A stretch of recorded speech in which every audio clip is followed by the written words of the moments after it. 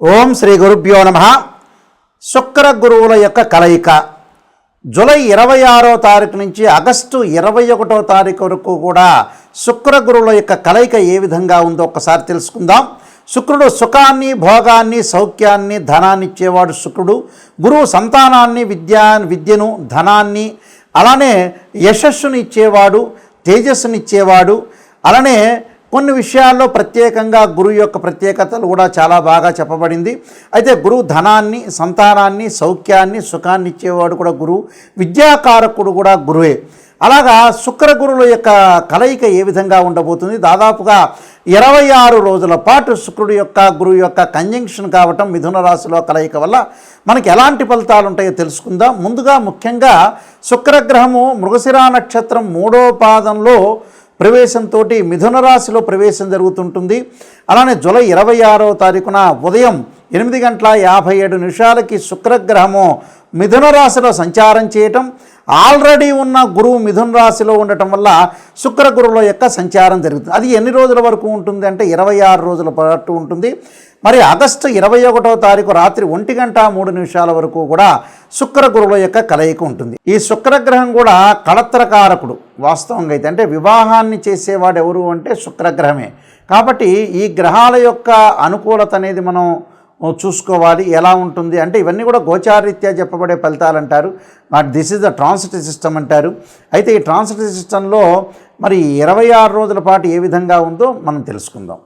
శుక్రుడు గోచారరీత్యా 1, 2, 4, 5, 8, 9, 11 స్థానాల్లో సుఫలితాన్ని ఇస్తాడు. అలానే గురువు 2, 5, 7, 9, 11 స్థానాల్లో సుఫలితాన్ని ఇస్తాడు గోచారరీత్యా కూడా. అలానే ఇక్కడ ఏదైనా సరే గ్రహం మిత్రగ్రహాలు, అలానే శత్రుగ్రహాలు అనేవి ఉంటాయి. ఆ గ్రహాలు ఏ విధంగా ఉంటాయో తెలుసుకోవాలి. శుక్రగురువుల యొక్క కంజంక్షన్ వల్ల ఏ విధమైన ఫలితాలు జరుగుతాయో చూసుకోవాలి. ముఖ్యంగా ఇక్కడ శుక్రుడు గురువుకి సముడవుతాడు, గురువు శుక్రుడికి శత్రుత్వం అవుతాడు. అక్కడ ఈ 2 గ్రహాల యొక్క కలయిక ఏ విధంగా ఉంటుంది అంటే ఏ విధమైన ఫలితాలను అనుభవిస్తుంటారనేది మనం తప్పకుండా చూసుకుందాం. ఎలాంటి ఫలితాలు ఉంటాయో, ద్వాదశ రాశుల యొక్క ఫలితాలు ఏ విధంగా ఉన్నాయో ఒకసారి మనం తెలుసుకుందాం. తులారాశి వాళ్ళకి శుక్ర గురువుల యొక్క కలయిక. రాస్యాధిపతి శుక్రుడయ్యాడు, అలానే అష్టమాధిపతి శుక్రుడయ్యాడు ఈ రాశి వాళ్ళకి. అలానే తృతీయాధిపతి గురువు, షష్టమాధిపతి గురువు కూడా గురువు అయ్యాడు ఇక్కడ. అంటే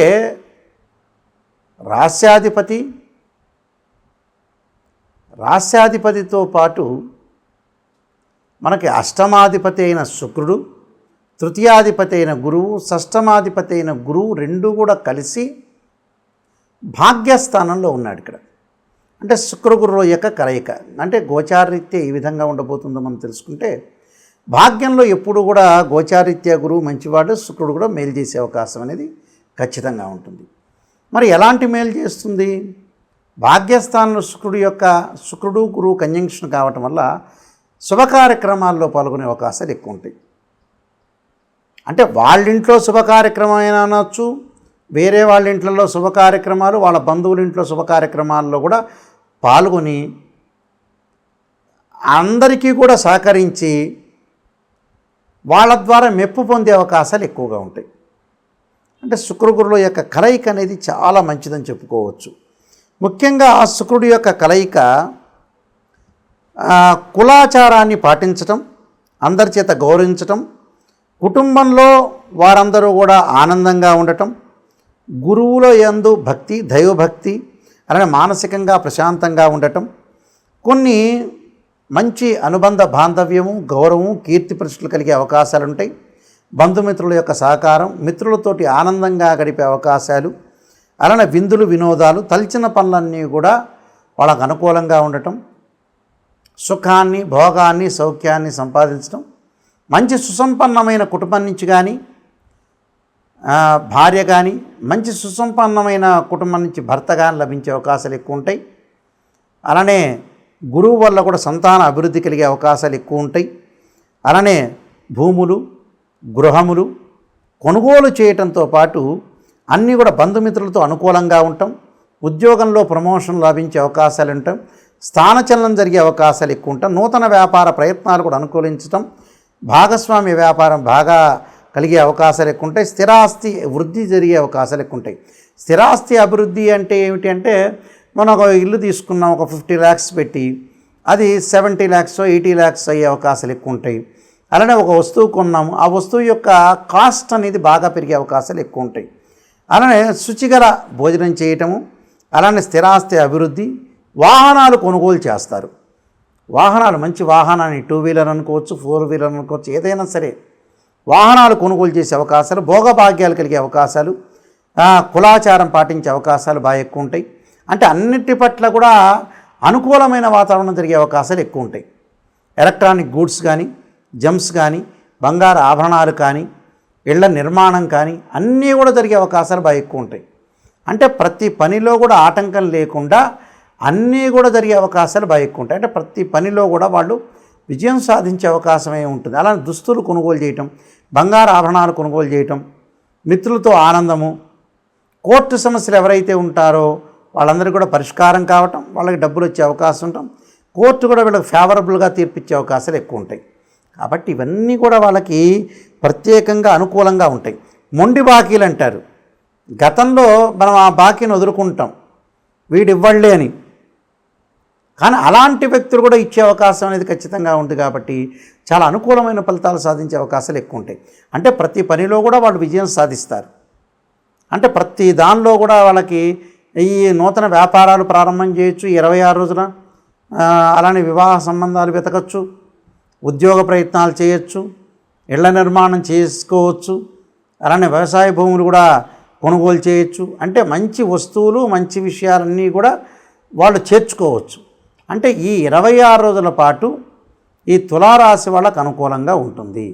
ఎలాంటి ఇబ్బందులు లేకుండా, ఎలాంటి ఆటంకాలు లేకుండా వీళ్ళకి మంచి జరిగే అవకాశం అనేది బాగా ఎక్కువ ఉంటుంది. కాబట్టి వీళ్ళకి అన్ని సుఫలితాలు జరిగే అవకాశం ఖచ్చితంగా ఉంటుంది. శుక్ర గురువుల యొక్క కలయిక వల్ల కొన్ని మంచి చెడు యొక్క ఫలితాలు అనేవి బాగా ఎక్కువగా ఉంటాయి. శుభ అశుభ మిశ్రమాలు అనేవి ఉంటాయి. కాబట్టి మనం ఎలాంటి ప్రత్యేకంగా రెమెడీస్ చేసుకోవాలి అంటే, జీవితాన్ని సాఫల్యం చేసుకోవాలంటే ప్రతి వాళ్ళకు కూడా నెగిటివ్ పాజిటివ్ రెండుగా ఉంటాయి.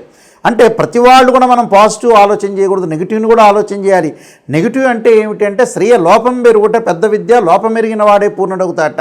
మన లోపాలని మనం ఖచ్చితంగా మనం సవరణ చేసుకొని ముందుకు వెళ్తే ఖచ్చితంగా వాళ్ళు బాగుపడినట్టే. అది 100% నేను చెప్తున్నాను. ఎందుకంటే ఎక్కడైతే మన లోపం ఉంటుంది, ఉదాహరణకు ఓ రోడ్డు మీద వెళ్తున్నాం, ఆ రోడ్డు మీద వెళ్ళేటువంటి ముళ్ళు ఉంటాయి. ఆ ముళ్ళని అక్కడ ఆ రోడ్డు మీద వెళ్ళొద్దు అని ఎవరన్నా చెప్తే, ఆ రోడ్డు వైపు కాకుండా వేరే రోడ్డు వైపు మనం వెళ్ళామనుకోండి, వేరే రోడ్ మ్యాప్లో మనం వెళ్తే అప్పుడు మన జీవితం లైఫ్ అనేది మనం లీడ్ చేసిన వాళ్ళం అవుతాం.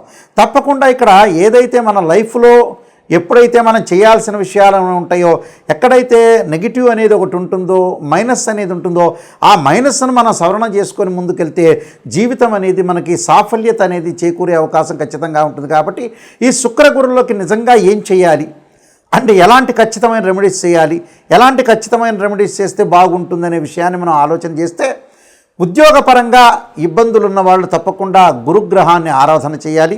గురువుని ఎలా ఆరాధన చేయాలి అంటే, గురువారం రోజున బృహస్పతి గ్రహానికి ప్రదక్షిణ చేసి, మనకు శివాలయ నవగ్రహాలు ఉంటాయి, ప్రదక్షిణ చేసి శనగలు దానం చేయటం చాలా మంచిది.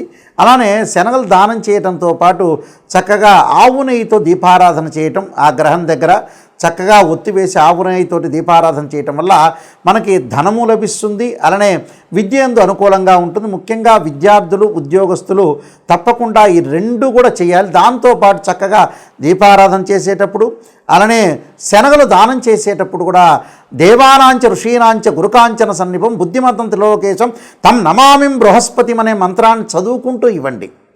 అలానే శుక్రగ్రహం యొక్క దోషం పోవాలంటే, వివాహం కావట్లేదు, కళత్రకారకుడు వివాహకారకుడు శుక్రుడే యాక్చువల్గా. అయితే ఈ శుక్రగ్రహం వల్ల మన వివాహాలు ఆటంకాలు జరగటం, వివాహపరంగా ఇబ్బందులు జరుగుతున్న వ్యక్తులందరూ కూడా తప్పకుండా చేయాల్సింది ఏమిటి అని అంటే, శుక్రగ్రహం యొక్క అనుకూలతకు మహాలక్ష్మీదేవిని ఆరాధన చేయటం, పార్వతీదేవి అమ్మవారిని ఆరాధన చేయటం శుక్రవారం రోజున.